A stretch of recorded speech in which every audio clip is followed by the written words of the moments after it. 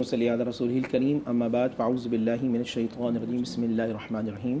تمام تعریفیں اللہ سبحانہ و تعالیٰ کے لیے اور درود و سلام اللہ کے رسول ہم سب کے آقا تاجدار مدینہ حضرت محمد مصطفیٰ صلی اللہ علیہ وآلہ وسلم۔ سب سے پہلے تو میں حدیث پڑھوں گا کہ نکاح کے حوالے سے۔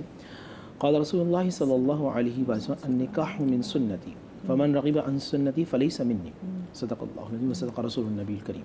کہ حضور نے فرمایا نکاح میری سنت ہے اور جس نے میری سنتوں کو چھوڑا وہ ہم سے نہیں ہے، یہ ہم مجھ میں سے نہیں ہے۔ تو اللہ تعالیٰ مجھے اور آپ کو نبی اسلام کی تمام سنتوں کو اپنانے کی توفیق عطا فرمائے۔ آمین الہی آمین۔ بڑا اچھا آپ نے سوال کیا بہن کہ کس عمر میں ہونا چاہیے۔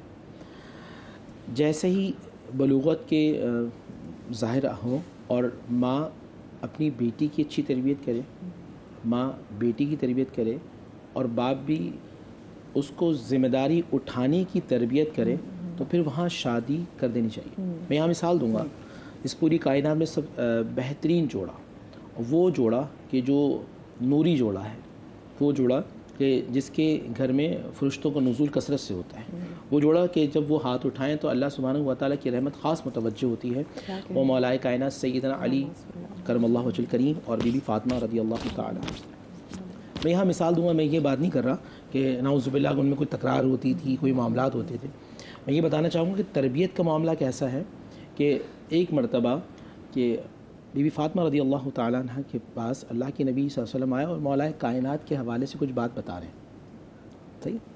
اور بی بی فاطمہ اس کو تسلیم تو ہاں جی ایسا ہے ایسا ہے، ٹھیک ہے۔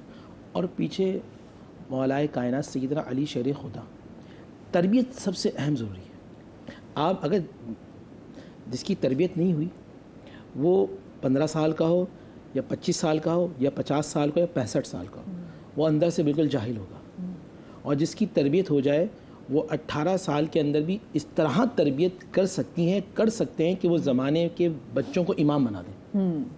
بالکل تربیت کا بڑا والد اپنی بیٹی کی تربیت کر رہے ہیں اور یہاں مولائے کائنات کے حقوق بیان فرما رہے ہیں۔ آج کا مسئلہ سب سے بڑا یہ ہوتا ہے کہ ہم اپنی بیٹی کو اس کے حق تو بتا رہے ہوتے ہیں، لیکن جس کے ساتھ اس کا رشتہ ہونا ہے یا ہو چکا ہے اس کی حق تلفی کر رہے ہوتے ہیں، جس کی وجہ سے بیٹی کے دل میں کبھی کبھی احساس پیدا ہوتا ہے کہ میرے ساتھ باقی حق تلفی ہو رہی ہے اور پھر وہاں تناؤ کا معاملہ پیدا ہوتا ہے۔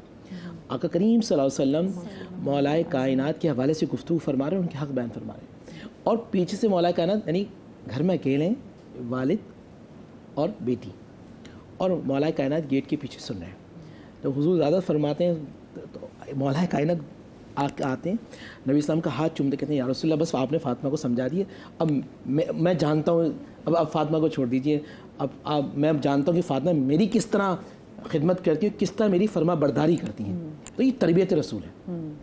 تو ہمیں یہ چاہیے کہ جب بچے بالغ ہونے لگیں، جبکہ مقام جناب فاطمہ سے دونوں ایسا نہیں ہے کہ واقف نہیں ہے۔ ہاں میں نے جبھی پہلے الفاظ کہا تھا کہ یہ تربیت کا معاملہ ہے۔ اچھا تربیت کس کی ہو رہی ہے؟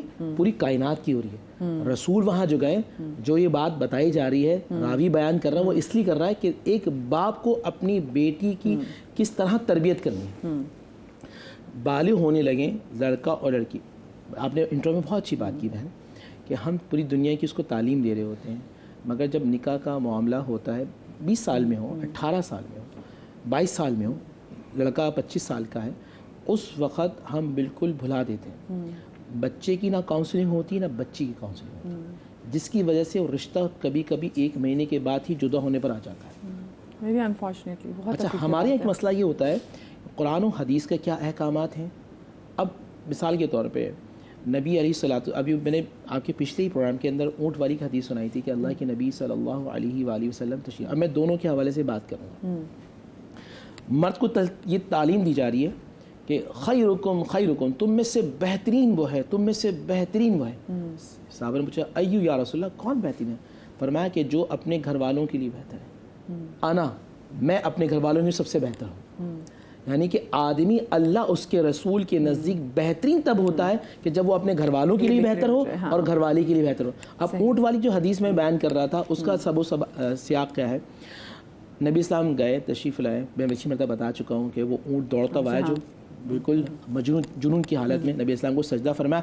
آقا علیہ السلام، صحابہ کھڑے ہوئے، یا رسول اللہ ہمیں حق ہے کہ ہم سجدہ کریں. آپ نے فرمایا اگر میں کسی کو حق دیتا, اس شریعت میں ہے نہیں, اگر حق ہوتا تو پھر بیوی کو ہوتا کہ وہ اپنے شوہر کو سجدہ کرے. یہ واقعہ وہاں بیان کیا تھا اللہ کے نبی صلی اللہ علیہ وسلم نے. لیکن اس میں تھا کہ وہ تمام تر چیزیں